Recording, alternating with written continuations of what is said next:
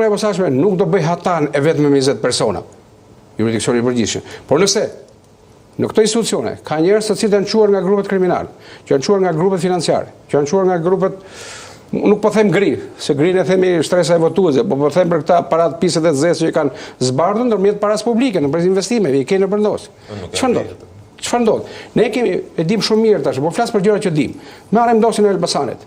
Më gjeni një zyrë publike në Elbasan që nga prokuror, gjyqtar, shef antidroge, thot ai, që ishte në bordoro atje, drejtor spitali, se marrim tendrat. Të gjithë dilin nga zyra e grupit. Sistemin ju Zoti Çollaku, duke ditur këtë situatë. Nëse sistemin e ushqen, ju e dini shumë mirë, vetë i keni denoncuar. Po, do denoncoj prapë, do kemi surpriza gjatë timoj prapë. Shumë interesant, absolutisht. Çfarë surpriza? Surpriza në këtë drejtim që po flas. Ku zot Niler, ata e SOS, nuk janë zot Niler, të partive atje që janë futur, janë strehuar në Borlisa, po që janë në dosjet e trafikut të drogës, të pastrimit të parave, të investime. Ne kemi këtu në Borlisa përfaqësues të çunave të Londrës, çunave të Dubajit, të Hollandës, të Belgjikës. I keni parë në Bruksel. Çështën që po shqyrtohet atje prej një viti, atje dalin gjithë emrat. E kam se pa hejtorën, se shumë interesante. Sa ka, dhe në sudën tuaj kam thënë, 400.000 euro. Ja këshin thënë banditet, ministrit, thuhet në dosje, po mund t'jenë surprizë zemri kur dalë. Ja kam thënë pra një viti po thujse në sudën tuaj. Dhe del tani, para 2 ditësh ishte proces gjyqësor në Belgjik, ku rezultonte kjo dhuratë. Rezultrin të prokurorisë, të hetimit, që keni përgjegjësi ndaj publikut. Po pse na e lini këtë zotërinë atje në lista prapë? Është prapë lista ky, Ormbajtsi. Nga kush e ka marrë? Nga këta boba dhe kokainës. Tani, kur këta gjëra dihen prej 2 vitesh, prej 3 vitesh, prej 4 vitesh, të paktën. Nga 2015-2021 janë përgjimet e mëdha se do dalin gjavahirat të tjera tani nga matriksi. Atëherë, çfarë duhet bëjmë? Ore, do japim mbështetje maksimale çdo prokuror dhe gjyqtari që vjen, na e merr bashkiakun politikanin që është atje dhe e heq nga aty. Vullneti politik i ndryshon gjërat. Por prodhuesi i problemit nuk mund të jetë njëherë zgjidhësi i tij. Ndaj, duhet mjanuar prodhuesi i problemit, t'u jepet mbështetje dhe fuqi atyre që kushtetuta dhe ligji duhet të jenë orientuesit dhe e prorët e atij prokurori. Ka kod penal, kod procedure dhe kushtetut. Nëse ata presin në telefonin e tyre një mesazh nga kryeministri, kryetar partie dhe këtej, ata duhet hapin krahun, do të jetë në zyrë, edhe prokuror, edhe gjyqtar, kushdo qofshin.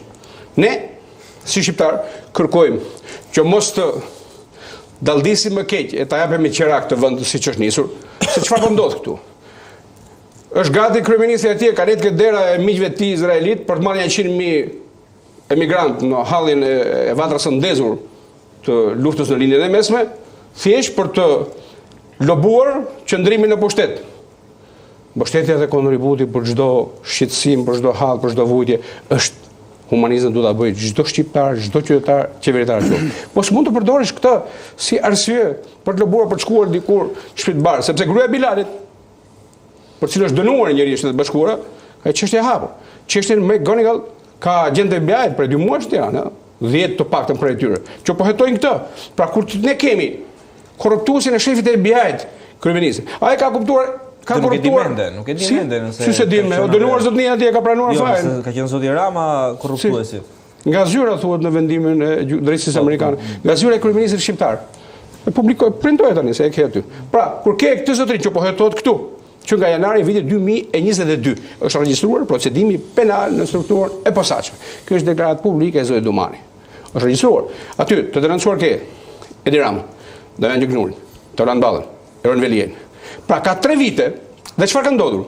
Unë pres, jo vetëm unë, por gjithë shqiptarët, që për 3 vite këto të 4 të paktën emra që përmenda të denoncuar, a duan thirrje herë për dëshmor atje?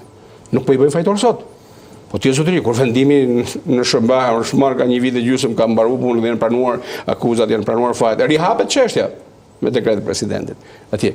Këtu pse nuk shkojnë ata për dëshmuar së paku Se pastaj vjen historia për kur shkon gjykatë dhe do marrim vesh të gjithë bashkërisht. Po thotë Çollaku edhe për çështjen e zotit Veliaj. Zoti Veliaj sot është në paraburgimin e Durrësit. Por është shumë mirë se do zgjidhet punë me drejtësinë, se do ketë edhe të tjera çështje Veliaj. Por themi këtu nuk binte drejtësia më kur një shembull goxha i madh është dhënë. Edhe shumë dhënë, shumë shembull tjerë. Ky shembull që përmendën shumë i vogël në krahasim me shembull që po ju kujtoj.